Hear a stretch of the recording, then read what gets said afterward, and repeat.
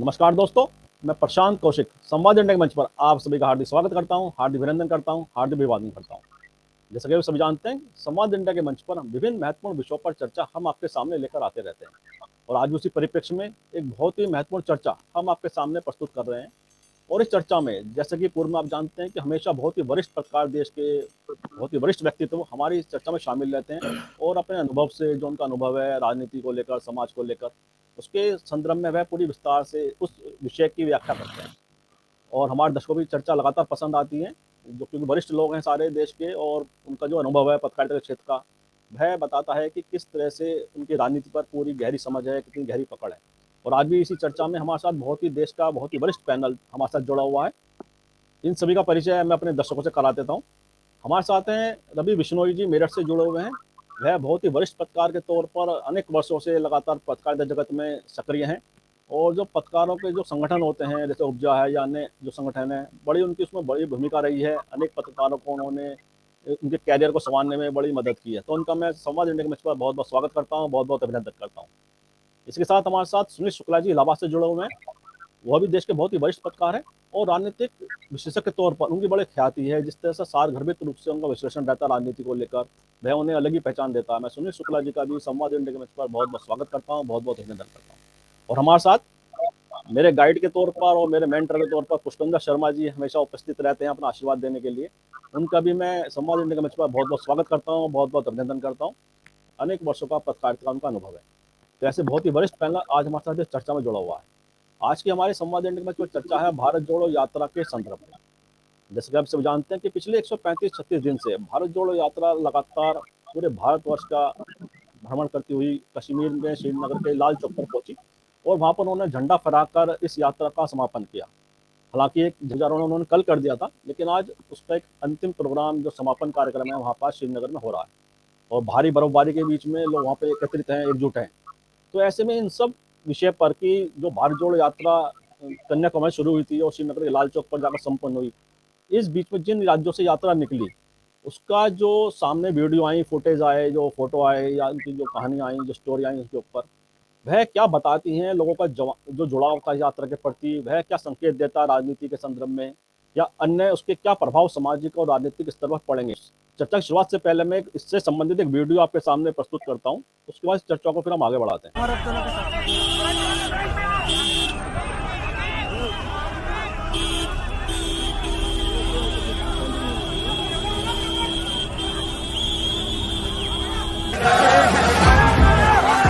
देश की राहों में मिल रहे हैं कदम, हाथ जुड़ेंगे जब देश जुड़ेगा तब, डर का ये माहौल मिट सकेगा तब। अब नहीं तो कब, अब नहीं तो कब, चली चली चली चली भारत जोड़ो यात्रा चली, भारत की गली गली भारत जोड़ो यात्रा चली। तो जैसा आपने इस वीडियो के माध्यम से देखा कि इस कश्मीर की वीडियो थी भारत जोड़ो यात्रा की, कि किस तरह से कश्मीर में भी उन्हें अभूतपूर्व जन समर्थन प्राप्त हुआ यात्रा को। और जैसा उम्मीद थी कि कहा जा रहा था कि कश्मीर में हो सकता है शायद उस तरह जन समुदाय इस यात्रा में ना जुड़े, उसके पश्चात भी वहाँ पर बड़ी संख्या में लोग वहाँ जुड़े। तो इसी प्रश्न को लेकर मैं सबसे पहले पुष्पेंद्र शर्मा जी के पास आता हूँ, उनसे मैं चर्चा की शुरुआत करता हूँ।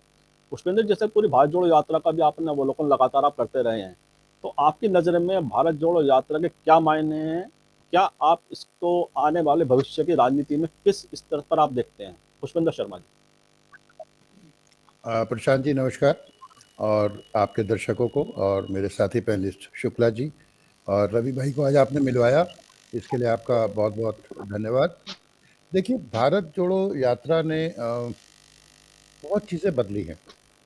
जो सबसे बड़ा बदलाव है वो जो राहुल जी पे एक स्टैम्प थी सोशल मीडिया से और दूसरे तरीके से कि वो पप्पू हैं, और वो पप्पू वाली इमेज से बाहर निकले हैं। एक चीज़ सबसे बड़ा जो लाभ कांग्रेस को या किसी को मिला, वो राहुल गांधी का जो पर्सनैलिटी चेंज है और जो उनका व्यक्तित्व अब लोगों को दिखाई दे रहा है, वो एक बड़ा बदलाव है। कुछ और चीज़ें भी इस यात्रा ने स्थापित की हैं, हमने मानक स्थापित किए हैं गरिमापूर्ण राजनीति के। आप देखिए, कहीं भी उन्होंने कोई ओछी बातें नहीं कही।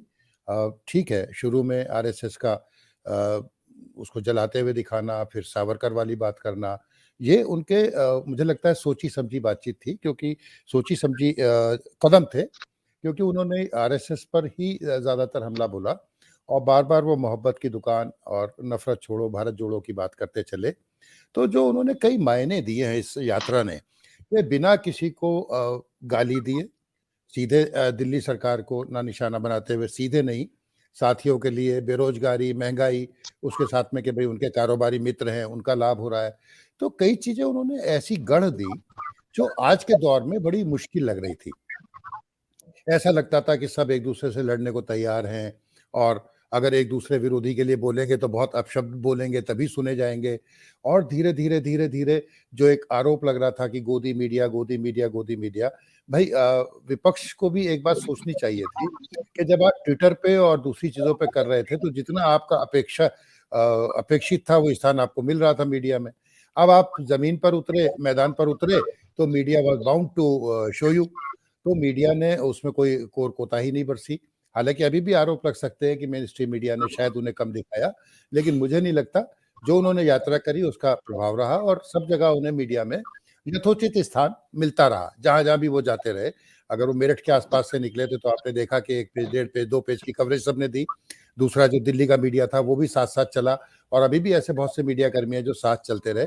तो ये बातें हुई कि जो जो भ्रम थे, पहले तो उन्हें दूर किया। दूसरे सबसे बड़ी बात ये है कि हम एक ऐसे लोकतंत्र में रह रहे हैं, जहाँ पे हमें हमेशा एक मजबूत विपक्ष की ज़रूरत है और बाद में शुक्ला जी से जब आप बात करेंगे तो इस पे और अपनी दृष्टि से बताएँगे। तो मजबूत विपक्ष कम से कम एक एक दिखाई देने लगा। हालाँकि आज सुन रहे हैं कि विपक्ष वाले वहाँ नहीं जा रहे, पर पहले भई फारूक अब्दुल्ला के बेटे भी गए, उमर भी गए और मुफ्ती भी गईं। महाराष्ट्र में हमने देखा था शरद पवार वाली पार्टियों, सारी पार्टियों ने उनका समर्थन किया। यहाँ पर हम पश्चिमी यूपी से निकले तो रालोद ने समर्थन किया। तो गाहे-बगाए सही, अगर विपक्ष के तार एक साथ जुड़ते हैं या वो एक जगह बैठ के सोचने लगते हैं, भले ही वो जीतेगा, हारेगा कौन वो एक अलग चीज़ है। लेकिन कम से कम विपक्ष की एक सशक्त आवाज़ तो होगी, किसी भी मुद्दे पर और देश के लिए यही सबसे बड़ी अच्छे हित की बात है कि हमारे इस लोकतंत्र में विपक्ष मजबूत होना चाहिए और जब विपक्ष मजबूत होगा, तब जो सत्ता में पार्टी होती है, वो भी बाध्य हो जाती है बहुत से ऐसे कदमों को करने के लिए, जैसा हमने देखा था किसान आंदोलन में। बहुत लोगों ने आलोचना की किसान संगठनों की, यूट्यूबर्स मेरे मित्र हैं, वो उन्हें आतंकवादी बताते रहे, कहते रहे वो पिकनिक मना रहे हैं वहाँ पे तो ये हो रहा है, वो हो रहा है। लेकिन अंततः केंद्र सरकार को झुकना पड़ा और उन्हें वो फैसले वापस लेने पड़े, वो कानून वापस लेने पड़े।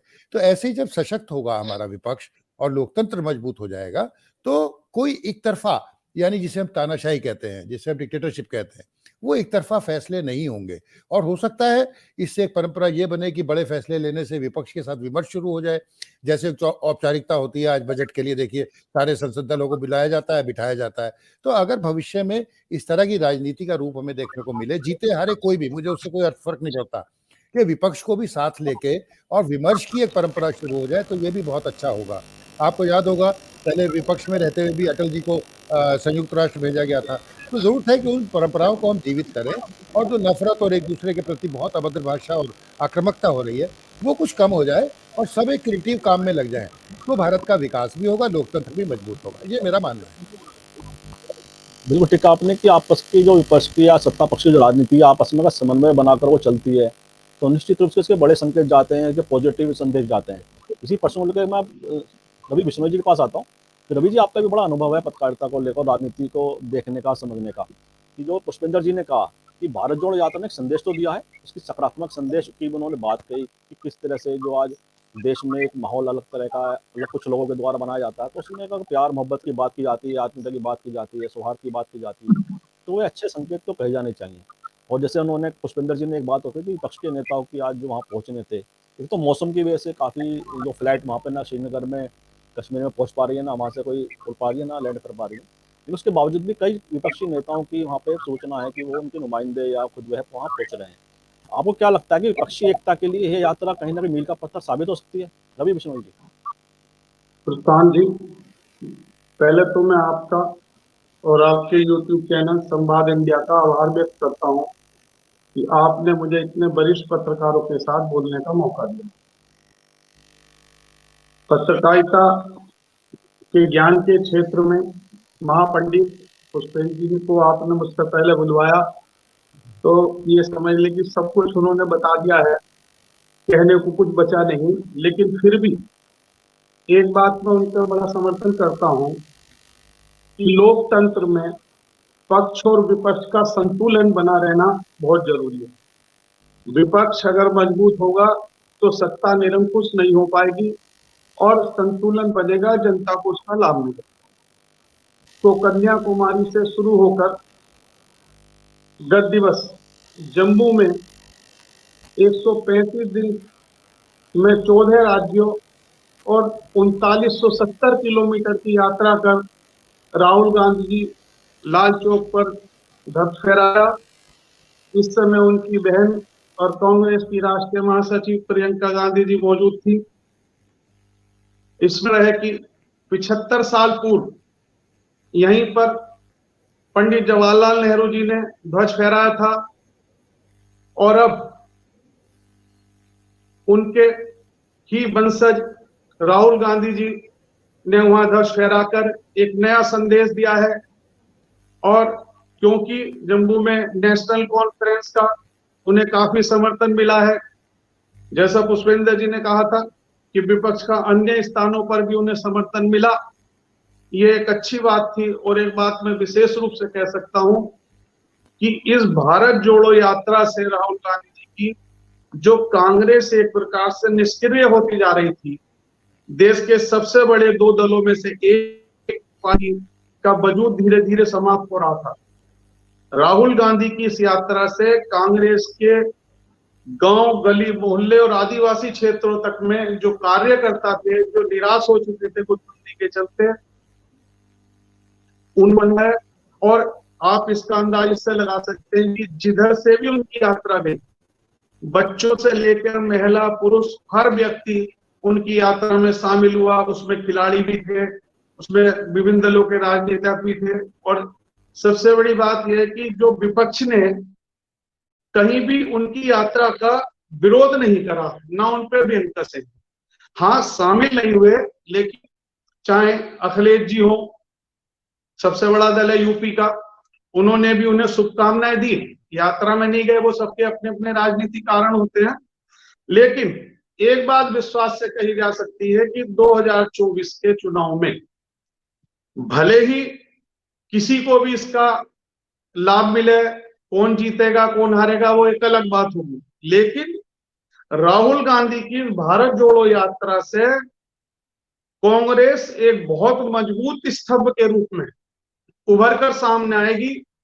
और एक बात मैं जरूर कहना चाहता हूं कि अगर राहुल जी और प्रियंका जी, जैसे प्रियंका जी ने महिलाओं को यूपी चुनाव में 40% देने की बात करी थी, कल भी उन्होंने कहा कि महिलाओं को साथ लेकर चलेंगे, अगर कार्यकर्ताओं का जो गुटबंदी है उसे समाप्त करने में अगर ये समझ सक्षम हो जाए, तो आप ये समझ ले कि कांग्रेस बहुत अच्छी स्थिति में राहुल गांधी की भारत जोड़ो यात्रा के कारण उभर कर आएगी। एक बात मैं विशेष रूप से कहना चाहता हूं कि राहुल जी अब पप्पू नहीं है। जैसा कि लोग उन्हें कहते थे पप्पू, अब वो पप्पू नहीं, उन्होंने दिखा दिया कि वो चाणक्य की भूमिका में धीरे धीरे बढ़ रहे हैं। मगर उन्हें कुछ बिंदुओं को विशेष तौर पर सोच समझकर बोलना होगा। जैसे उन्होंने अपने 10 मिनट के ध्वजारोहण के बाद कहा कि अगर हम सत्ता में आए तो धारा 370 की बहाली करेंगे। मैं समझता हूं यह संदेश जनता में कोई अच्छा नहीं जाएगा, क्योंकि देश की जनता चाहती है कि एक झंडे के नीचे सब रहें, अलग अलग ना बटे हों। जब हम यूपी में सबको स्थान देते हैं तो हमें कश्मीर में भी स्थान मिले।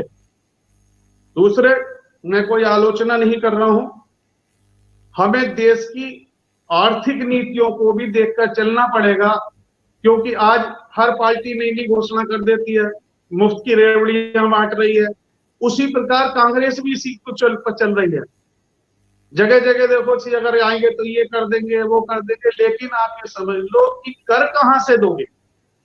और सबसे बड़ी बात यह है कि जिन प्रदेशों में आपकी सरकार है, अगर आप कुछ कर सकते हैं तो वहां क्यों नहीं कर रहे। तो मेरा सिर्फ इतना कहना है कि राहुल जी अगर थोड़ा सा संयम प्रमुख बातों के बारे में बोलने से पहले रखें तो उसका बहुत अच्छा लाभ कांग्रेस को मिलेगा और भारत जोड़ो यात्रा एक बहुत सफलता का इनके लिए परिणाम साबित होगी।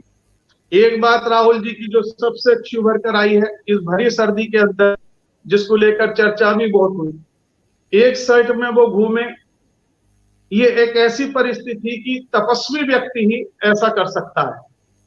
और 135 दिन की यात्रा में एक प्रकार से अगर देखें तो वो एक तपस्वी के रूप में ही उभर कर आए हैं। उन्होंने, जैसा पुष्पेंद्र जी ने कहा, कि ओछी बात कहीं नहीं करी।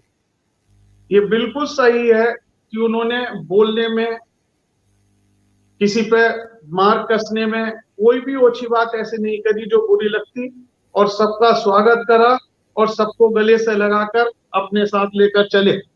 मैं आपके माध्यम से, आज आपने मौका दिया तो ये बात जरूर कह सकता हूं कि अब विपक्ष को भी, चाहे वो कोई भी हो, चाहे यूपी का हो, चाहे महाराष्ट्र का हो या बिहार का, उसे एक बात समझनी जरूर होगी कि विपक्ष तो मजबूत तभी हो सकता है जब राहुल गांधी और कांग्रेस साथ हो।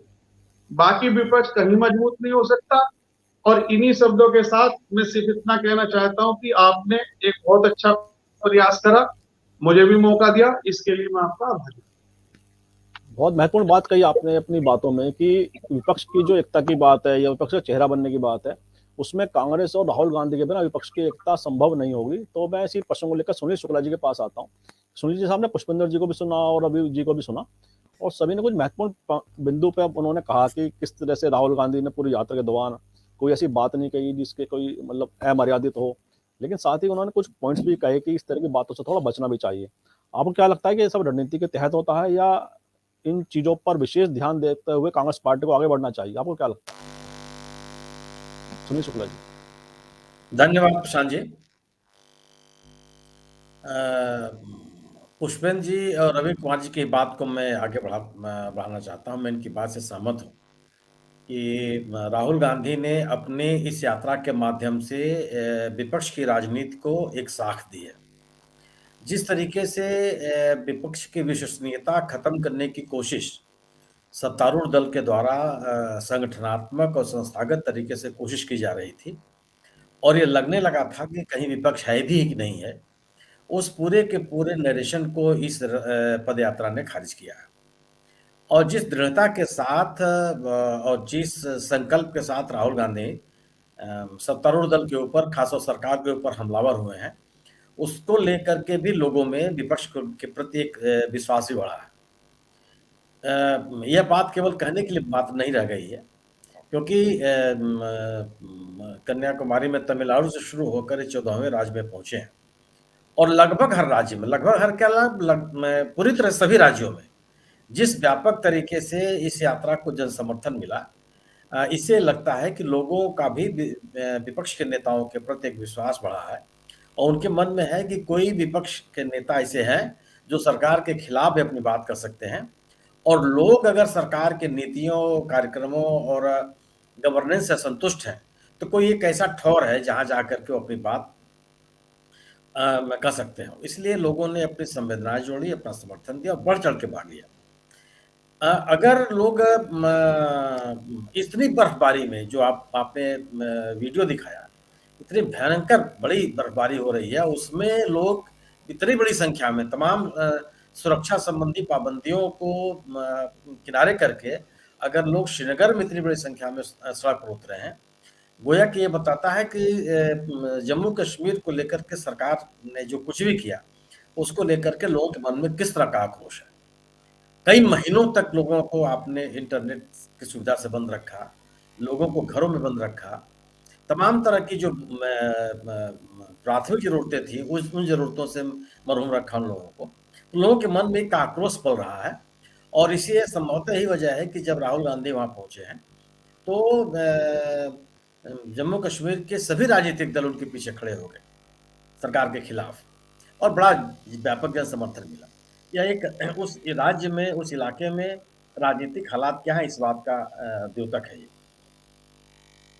तो यह यात्रा इस लिहाज से भी महत्वपूर्ण है, जैसा कि रवि कुमार जी ने भी कहा कि एक विपक्ष की एकता जरूरी है, और वह विपक्ष की एकता कांग्रेस के बगैर संभव नहीं है। इसलिए संभव नहीं है कि राष्ट्रीय पैमाने पर क्षेत्रीय दलों का राज्य के स्तर पर लोग स्वीकार कर भी देते हैं, करते भी हैं, लेकिन राष्ट्रीय पैमाने पर अगर किसी वैकल्पिक सरकार या की आवश्यकता अगर लोगों को महसूस होती है, तो उसमें कांग्रेस की अनदेखी नहीं की जा सकती। कांग्रेस एक जरूरत है लोगों की, और लोग अगर भारतीय जनता पार्टी के खिलाफ अगर लोग सोचते हैं तो कांग्रेस उनकी पहली पसंद होती है। राहुल गांधी ने जिस तरीके से बहुसंख्यक की राजनीति जो आज शुरू हो गई है, लगभग हर दल उसको फॉलो कर रहा है। मतलब लोग अल्पसंख्यकों के मुद्दे पर बोलने से बच रहे हैं, कोई बात नहीं करना चाहता। अपने मतदाताओं के या अपने जन समर्थन में कमी को की आशंका के बावजूद अल्पसंख्यकों के मुद्दे पर लोग बचने से बात करने से बचने की कोशिश करता है। ये लगभग हर भाई, यहाँ तक कि वो दल ही बच रहा है जो एक परिवर्तन की राजनीति करने के लिए आया था, एक पारदर्शिता की राजनीति करने के लिए आया था, एक विकास की राजनीति करने की बात कर रहा था। ऐसे नए नवगठित दल भी इस मुद्दे से बच रहे हैं, लेकिन राहुल गांधी ने भारतीय संविधान के मूल और अपने देश के लोकतांत्रिक मान्य परंपराओं को साथ लेकर के जो बातें कही, और उसको लोगों ने स्वीकार किया है। आप पदयात्रा निकाल लें, कोई पदयात्रा निकाल सकता है, स्वतंत्र राष्ट्र के आप नागरिक हैं, बड़े राजनीतिक दल के आप नेता हैं, आपको ये पदयात्रा पर निकलने का पूरा अधिकार है। सवाल इस बात का है कि आपकी पदयात्रा को समर्थन कितना मिल रहा है। इस लिहाज से भी अगर देखा जाए तो इस पदयात्रा को बहुत व्यापक पैमाने पर समर्थन मिला, और ये सही है कि भले ही कोई राजनीतिक नेता इसमें शामिल हुआ न हुआ किन्हीं स्थानों पर, लेकिन किसी भी विपक्षी दल ने विरोध नहीं किया। लोग उनके खिलाफ में कहीं खड़े नहीं हुए, एक शब्द भी इसके खिलाफ नहीं बोल पाए। यहाँ तक कि सत्तारूढ़ दल जिसने शुरू के दिनों में अप्रासंगिक बातों को लेकर के इस पदयात्रा को खारिज करने की कोशिश की, लेकिन मिलते हुए व्यापक जन समर्थन के कारण अंततः इनको भी झुकना पड़ा। आज जो इस पदयात्रा के समापन पर जो रैली हो रही है, मेरा अपनी ये समझ है कि उसमें किसी पार्टी का बड़ा नेता शामिल हो या ना शामिल हो, ये महत्वपूर्ण है कि उसमें राजनीतिक दलों के प्रतिनिधि भी अगर शामिल होते हैं तो ये महत्वपूर्ण है, और नहीं भी शामिल होते हैं तो जनता का समर्थन इस यात्रा को है। और भारतीय जनता पार्टी के खिलाफ कांग्रेस को लेकर के लोगों में गंभीरता बढ़ी है, और लोग गंभीरता के साथ कांग्रेस को ले रहे हैं, कांग्रेस की नीतियों को ले रहे हैं। यह केवल पदयात्रा यूं ही नहीं चलती रही। मेरा मानना यह है कि राहुल गांधी ने पदयात्रा के दौरान अपनी नीतियों पर भी चर्चा की। जिस तरीके से उन्होंने निजीकरण का विरोध किया, पूंजी के संग्रहण का विरोध किया, बढ़ रही सामाजिक विषमता का विरोध किया, जो संवैधानिक संस्थाओं को कमजोर करने की कोशिश की जा रही है उसका विरोध किया, भारतीय संघीय ढांचे पर जो हमले हो रहे हैं उसका विरोध किया, लोगों के संवैधानिक और मौलिक अधिकारों को जिस तरीके से दबाने की या उनके साथ उससे मुक्त अलग रखने की कोशिश की गई उसका विरोध किया।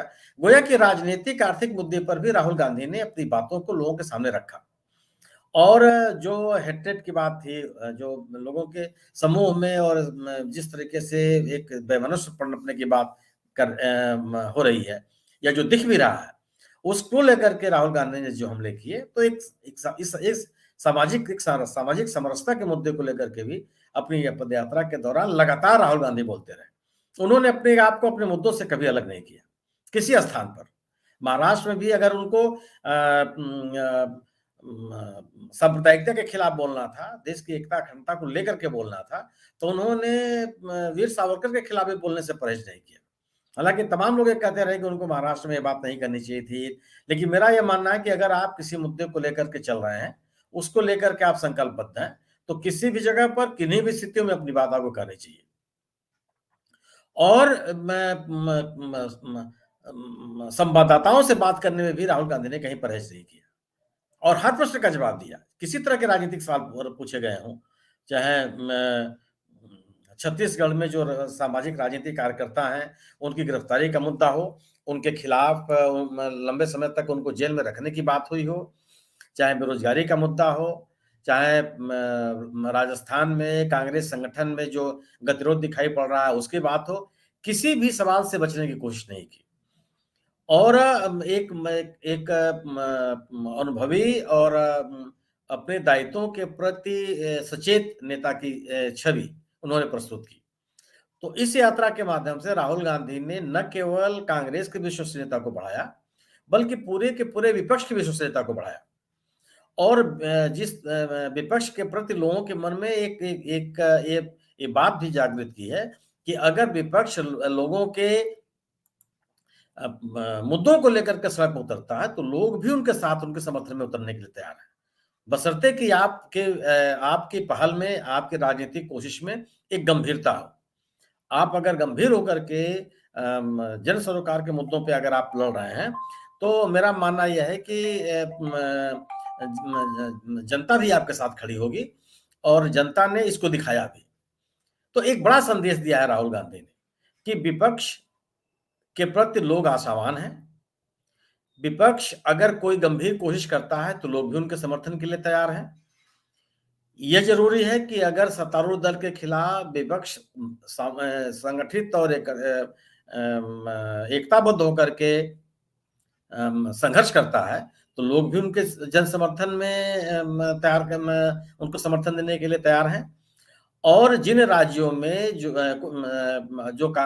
सरकार के निर्णय रहे हैं उन निर्णयों को लेकर के अगर लोगों में असंतोष है तो उस असंतोष को व्यक्त करने में लोगों का नेतृत्व क्या है राहुल गांधी ने। यह साफ दिख रहा है जम्मू कश्मीर के इलाके में, जहां पूरे के पूरे राज्य को खत्म कर दिया गया और लंबे समय तक एक तरह का माहौल बनाने की कोशिश की गई। मतलब आप जहां पे भारतीय जनता पार्टी विपक्ष में रहते हुए लगातार अगर कोई आपराधिक घटनाएं हुई हैं वहां पे तो वह कश्मीरी पंडितों के ऊपर हिंसा की बात करके जो बात कही जाती रही, जब वह हिंसा बढ़ती चली गई, उस पर वो नियंत्रण नहीं हुआ जिसकी अपेक्षा की गई थी, तो वहां के सम्मानित लेफ्टिनेंट गवर्नर ने यह कहना शुरू कर दिया कि हिंसा को आप सांप्रदायिक निगाह से देखना बंद कर दीजिए। आप जब देखते थे विपक्ष के रूप में तब तो सांप्रदायिक हिंसा होती थी, माने वह हिंसा जो कश्मीरी पंडितों के खिलाफ है।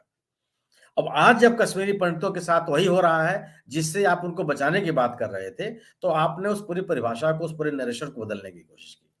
इसको भी लेकर के लोगों में आक्रोश है। और जिस तरीके से कश्मीरी पंडित वहां राहुल गांधी से आकर के मिले हैं और अपनी बात को उन्होंने कहा है, इससे लगता है कि सरकार की स्थितियां, सरकार के निर्णय को लेकर के उस पूरे के पूरे इलाके में लोगों में किस तरह का आक्रोश है। तो मैं ये बात कह सकता हूं कि राहुल गांधी ने अपनी यात्रा के माध्यम से विपक्ष की राजनीति को एक बहुत मजबूती दी है और लोगों के अंदर ये विश्वास पैदा किया है कि विपक्ष है और सरकार के खिलाफ मजबूती से लड़ने के लिए तैयार है। एक बात जो सत्तारूढ़ दल ने कोशिश की बताने की, हाँ कहीं भी मैंने विपक्ष को खारिज करने की कोशिश की गई, जिस तरीके से विपक्ष को अविश्वसनीय बनाने की कोशिश की गई कि विपक्ष के लोग जनता के सरोकारों से जुड़े हुए लोग नहीं है, ये वो लोग हैं जो केवल अपने सुविधाजनक स्थितियों से बाहर आने के लिए तैयार नहीं है, ये वो लोग हैं जो संघर्ष करने के लिए तैयार नहीं है। इन सभी नरेशन को इस तरह के जो कोई भाव बनाने के प्रयास थे, इनको इस यात्रा ने खारिज किया और ये बताने की कोशिश की है कि यह विपक्ष जनता के मुद्दे पर जनता के साथ सरकार से लड़ने के लिए हर तरह से तैयार है। जी प्रशांत जी। सुनील जी ने बहुत ही सधे शब्दों में सारी इसकी व्याख्या की। रवि भाई ने 2-3 बातें बड़ी महत्वपूर्ण कही, वो छोटी छोटी बातों में ही महत्वपूर्ण बातें कहे जाते हैं। सार ये है कि सबसे बड़ा जो इस चर्चा का सार मुझे लग रहा है, प्रशांत शायद कहीं व्यस्त हो गए हैं, कि जो विपक्ष को खारिज करने की बात थी या राहुल गांधी की पर्सनैलिटी डैमेज की बात थी, वो खत्म हुई।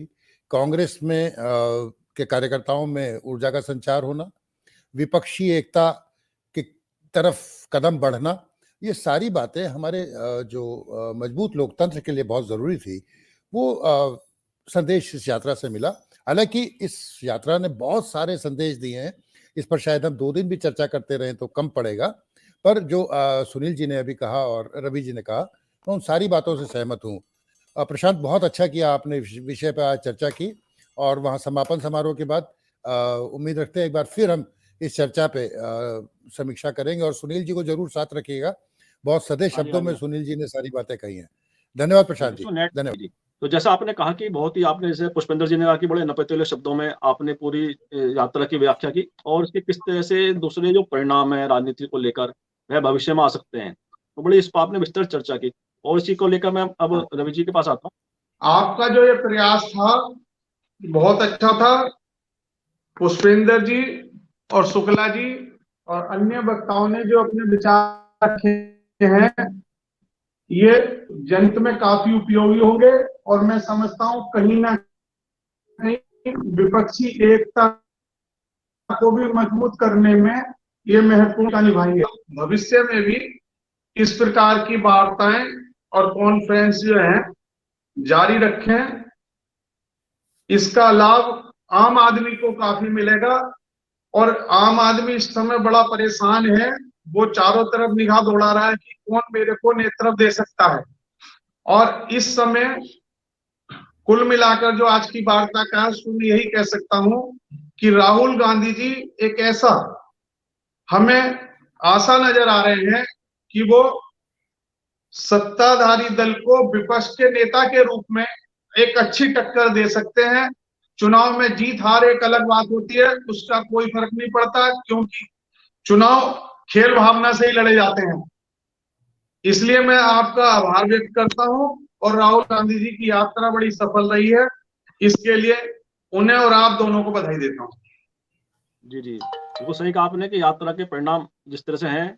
और सुनील जी के पास मैं कार्यक्रम में अंतिम पड़ाव में आता हूँ। पूरी जो चर्चा रही है कि पुष्पेंद्र जी ने भी कहा और आपने भी कई सारी बातों पर प्रकाश डाला कि राहुल गांधी और भारत जोड़ो यात्रा, क्या राहुल गांधी ने जो अपने विचारधारा के प्रति कमिटमेंट दिखाया है, और अपने मुद्दों के प्रति जो एक कमिटमेंट दिखाया है, चाहे जैसे कहा रवि जी ने कहा कि ऐसे मुद्दे उन्हें नहीं उठाने चाहिए थे, लेकिन जो कमिटमेंट कहीं ना कहीं वो दिखाता है कि राहुल गांधी अपनी विचारधारा को लेकर कांग्रेस पार्टी की और अपने मुद्दों के प्रति वह बहुत ही क्लियर माइंड सेट से आगे बढ़ रहे हैं। तो ऐसे में जो राजनीति को में उसके क्या प्रभाव आपको दिखाई देते हैं, सुनील शुक्ला जी? अगर आप अपनी राजनीतिक विचारधारा के प्रति प्रतिबद्ध नहीं हैं, अगर आपको अपनी राजनीतिक आर्थिक विचारधारा के प्रति एक कंटिन्यूटी नहीं है उसके साथ, तो मुझे नहीं लगता है कि आप लोगों को अपने प्रति आकर्षित कर सकते हैं, या लोगों के मन में आपके प्रति विश्वास जागृत हो सकता है। राहुल गांधी ने अपने आप को, अपने विचारधारा, अपनी नीतियों, अपने कार्यक्रमों और सरकार के खिलाफ मुद्दों को लेकर के कोई बदलाव नहीं किया, और यही उनकी इस पदयात्रा के सफलता का कारण है। आप इस यात्रा आप उनके मुद्दों से सहमत हों, असहमत हों, विरोध में हों, एक अलग की बात है, लेकिन आप इससे नकार नहीं सकते। इस यात्रा के असर को आप नकार नहीं सकते। इस यात्रा ने सरकार के खिलाफ विपक्ष को एक ताकत दी है, विपक्ष के प्रति लोगों के मन में विश्वास बढ़ाया है, और लोगों को यह आश्वासन देने में सफल रही है कि अगर सरकार से असंतुष्ट लोग एकत्रित होते हैं या अपना आक्रोश व्यक्त करने के लिए उनको कोई प्लेटफॉर्म चाहिए, तो इस विपक्ष उसके लिए तैयार है, और विपक्ष उसको एक अच्छा खासा प्लेटफॉर्म देने के लिए तैयार है। राहुल गांधी ने सरकार के नीतियों की आलोचना करके यह भी बताने की कोशिश की है कि सरकार के नीतियों के विकल्प के रूप में भी विपक्ष के पास नीतियां हैं जो जनता के सामने वो पूरी तरह से लाने के लिए तैयार है। विपक्ष के नेता के रूप में राहुल गांधी ने इस यात्रा के माध्यम से जो देश के सामने समस्याएं पैदा हुई हैं, उनको आवाज देने की कोशिश की है, उनको मुखरता के साथ लोगों के सामने रखा है, और लोगों को विचार करने के लिए प्रेरित किया है। लोकतंत्र में जो बहुत आवश्यक तथ्य है कि विपक्ष जूझता हुआ दिखे, लड़ता हुआ दिखे। सरकार के खिलाफ अगर वो किसी नीतियों और कार्यक्रमों से संतुष्ट है, तो उन नीतियों और कार्यक्रमों के विपरीत एक वैकल्पिक नीति और कार्यक्रम देने की बात करें। इस जरूरत को भी राहुल गांधी ने पूरा किया है। सरकार के जो तमाम ऐसे गतिविधियां हैं जिसको लेकर के लोगों के मन में नाराजगी है, उस नाराजगी को स्वर देने की बात की है इस यात्रा ने। और जिस तरीके से लगभग सभी 14 राज्यों में जिस बड़े पैमाने पर लोग इस यात्रा के समर्थन में उतरे हैं, इससे साबित है कि यह यात्रा पूरी तरह से सफल रही। इस पैमाने पर इस यात्रा का मूल्यांकन नहीं किया जाना चाहिए कि जो हाल ही में चुनाव होने जा रहे हैं निकट भविष्य में, उसमें चुनावी परिणाम क्या होंगे।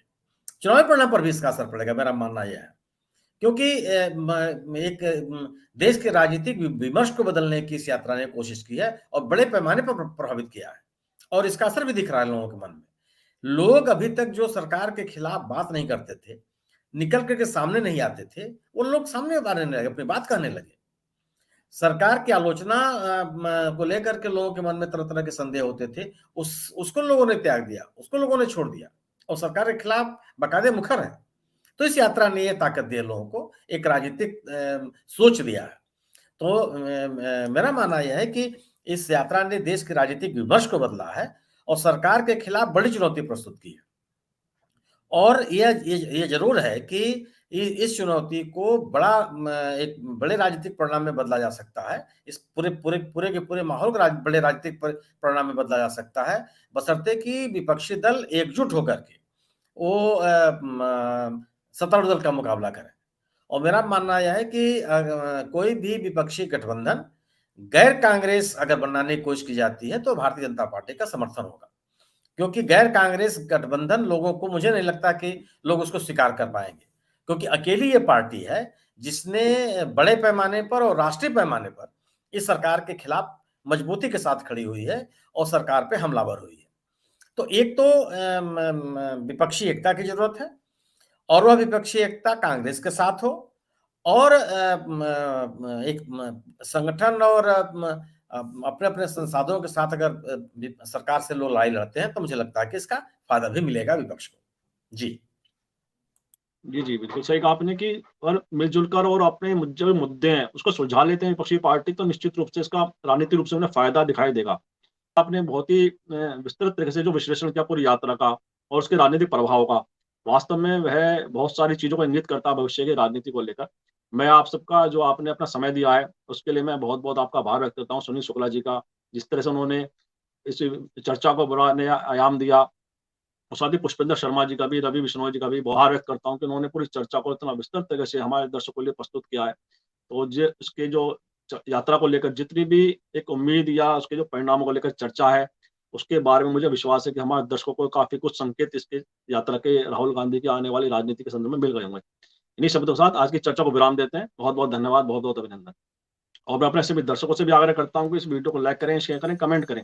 साथ ही संवाद इंडिया चैनल को सब्सक्राइब के साथ बेल आइकन जरूर दबाएं, जिससे संवाद इंडिया के अपडेट आपको समय से मिलते रहें। आप सभी का बहुत बहुत धन्यवाद, बहुत बहुत अभिनंदन।